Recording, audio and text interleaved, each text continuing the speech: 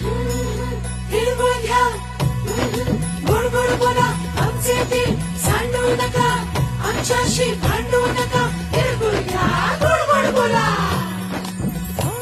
आला संक्रांतीचा सण, पोटी सुखाचं गव